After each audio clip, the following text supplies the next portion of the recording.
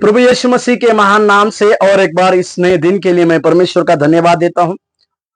परमेश्वर भले, विश्वास योग्य है और हमारे जीवन में भलाई के कार्य करते हैं।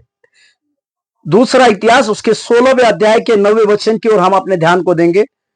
दूसरा इतिहास 16वें अध्याय के 9वें वाक्य। देख, यहोवा की दृष्टि सारी पृथ्वी पर इसीलिए फिरती रहती है कि जिनका मन उसकी ओर निष्कपट रहता है, उनकी सहायता में वो अपनी सामर्थ्य दिखाए। तूने यह काम मूर्खता से किया है, इसलिए अब से तू लड़ाइयों में फंसा रहेगा। यहां दो व्यक्तियों की तुलना की बातों को एक हनानी नाम के भविष्यवक्ता के द्वारा कहते हुए हम देखते हैं। परमेश्वर जो सारी सृष्टि को बनाया हुआ परमेश्वर है, वो आदि और अंत का परमेश्वर है। मानव जाति के लिए एक योजना बनाकर उसमें कार्य करने वाला परमेश्वर है। यहां तक कि परमेश्वर धर्मी और अधर्मी दोनों के ऊपर अपनी दृष्टि को देता है या अपनी दृष्टि को रखता है। इस बातों को हम समझने की आवश्यकता है।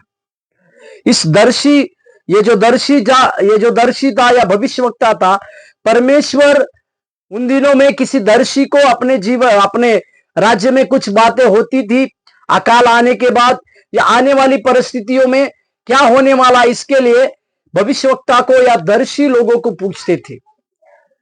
यहां पर देखिएगा, परमेश्वर उस दर्शी को यानी भविष्यवक्ता को अपनी बातों को, यानी वो किस प्रकार का परमेश्वर है, उसकी झलक की बातों को उसको दिखाते हैं।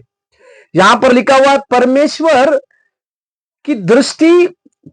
की दृष्टि सारे पृथ्वी पर लगी रहती है। मतलब मानव के लोग क्या क्या करते हैं, इसके लिए परमेश्वर की दृष्टि हर एक के ऊपर लगी रहती है।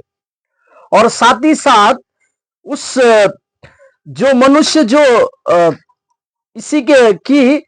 किस व्यक्ति का मन परमेश्वर के पास निष्कपटता के साथ रहता है, उसकी ओर उसकी दृष्टि लगाए रहता है। जो अपने हृदय से परमेश्वर को निष्कपट होके परमेश्वर को खोजते हैं, जो व्यक्ति निष्कपट मन के होते हैं, जो व्यक्ति परमेश्वर के लिए प्रथम स्थान देने वाले होते हैं, ऐसे लोगों की सहायता परमेश्वर करता है। और जो मूर्खता भरी बातों को करते हैं, जो मूर्ख लोगों के जैसा स्वभाव को पाते हैं, परमेश्वर उनके लिए दंड की बातों को देता है। मेरे प्यारो, आज सवेरे के समय में आपके और मेरी तुलना उस पहले व्यक्ति की जैसी होनी पाए। हमारे निष्कपट हृदय से हम परमेश्वर को खोजने वाले बनने पाए।